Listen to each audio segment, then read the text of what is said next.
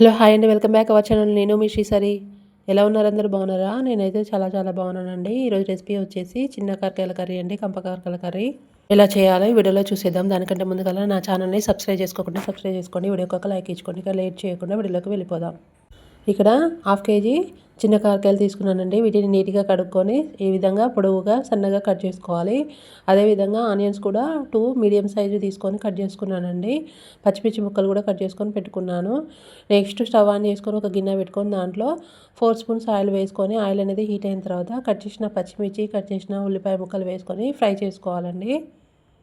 Next దీనిలో అర spoon జీలకర్ర వేసుకొని కలుపుకోవాలండి.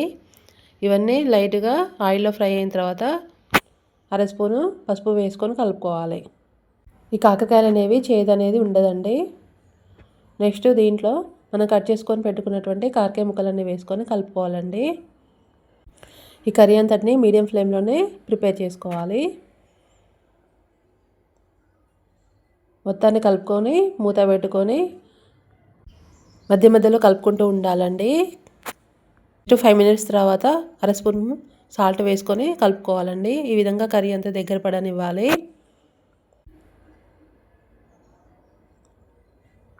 ఇలా ముక్కలన్నీ ఆయిల్లో ఫ్రై అయిన తర్వాత అర స్పూను కారము, అర స్పూన్ సాల్ట్ వేసుకోవాలి. ఇందాకే వేసుకున్న చేటికి రుచి సరిపోని వేసుకోవాలండి సాల్ట్ అనేది.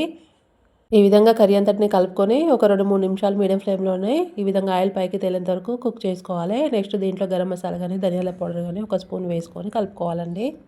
2-3 మినిట్స్ తర్వాత స్టవ్ అనేది ఆఫ్ చేసుకోవడం అండి. దీంట్లో వీలైతే టమాటాలు కూడా వేసుకోవచ్చండి. అంతేనండి, ఈజీగా కాకరకాయ కర్రీ అనేది రెడీ అయిపోయింది. మీకు నచ్చినట్లయితే మీరు కూడా ట్రై చేయండి. ఎలా కుదిరిందో కామెంట్లో తెలియచేయండి. నా ఛానల్ ఇంకా సబ్స్క్రైబ్ చేసుకోకుంటే సబ్స్క్రైబ్ చేసుకోండి. అదేవిధంగా వెళ్తూ ఈ వీడియోకి ఒక లైక్ ఇచ్చుకోండి. Thank you.